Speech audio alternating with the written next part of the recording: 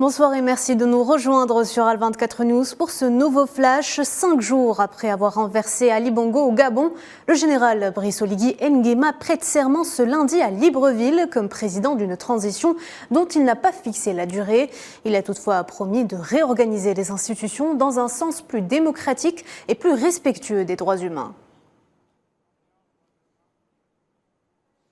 Une réunion d'urgence de la communauté économique des États de l'Afrique centrale consacrée au Gabon a été ouverte ce lundi. Auparavant, la CEEAC, qui réunit 11 États d'Afrique centrale, avait condamné le coup d'État au Gabon et appelé au rétablissement de l'ordre constitutionnel dans le pays. Le CNSP a décidé de rouvrir ce lundi l'espace aérien du Niger à tous les vols commerciaux, après l'avoir fermé le 6 août dernier en invoquant la menace d'une intervention militaire de la part du bloc régional ouest-africain. Cette fermeture avait contraint plusieurs compagnies européennes à suspendre certains vols et à emprunter des itinéraires plus longs à travers le continent africain. Violence au Soudan, l'armée soudanaise a bombardé dimanche les positions des forces de soutien rapide à Khartoum au lendemain de la mort de 20 civils, dont 2 enfants, dans un raid aérien sur un quartier résidentiel. Depuis le 15 avril, les affrontements ont fait au moins 5000 morts. 2 personnes ont été tuées et une autre blessée lorsqu'une voiture a été prise dans une embuscade tendue par des hommes armés dans l'ouest du Burundi, près de la frontière avec la République démocratique du Congo. L'assaut a eu lieu samedi soir sur la route reliant la province de Bubanza à Bujumbura, la capitale commerciale du pays.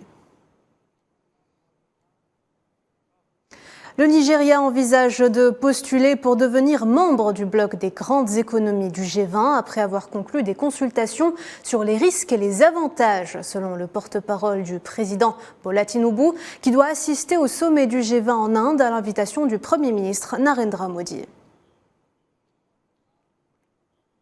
Et puis dans le reste de l'actualité, le président ukrainien Volodymyr Zelensky a annoncé le limogeage de son ministre de la Défense, Oleksiy Rezkinov. Il sera remplacé très prochainement par Roustem Umerov après que son ministre ait été éclaboussé par des allégations de corruption qu'il a qualifiées de calomnieuses. Cette nomination doit encore être validée par le Parlement ukrainien. La Russie a lancé ce lundi une attaque contre un important port en Ukraine, selon des représentants ukrainiens.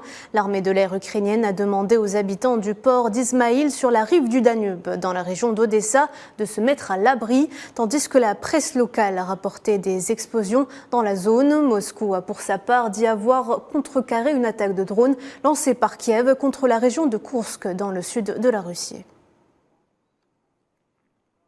Naviguer, il n'y a rien à voir. Le président sud-africain Cyril Ramaphosa a indiqué que l'enquête sur une allégation américaine selon laquelle un navire russe aurait récupéré des armes en Afrique du Sud à la fin de l'année dernière n'avait rien révélé, réfutant ainsi les accusations de Washington datant de mai dernier.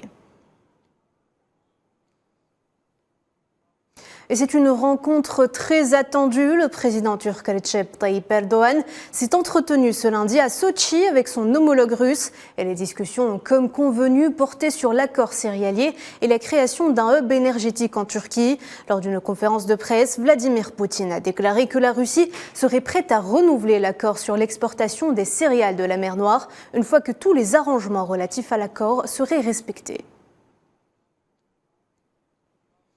En France, les associations de lutte contre la pauvreté alertent sur la forte hausse de demandes d'aide, à l'instar des Restos du Cœur, qui ne parviennent plus à faire face à cet afflux et ont décidé de réduire le nombre de personnes accueillies. Une actualité qui rappelle que dans le contexte inflationniste auquel fait face le pays, l'activité des associations d'aides alimentaires tient à un fil. Et voilà, c'est la fin de ce flash. Merci de l'avoir suivi. On se donne rendez-vous à 19 h pour le journal de la rédaction.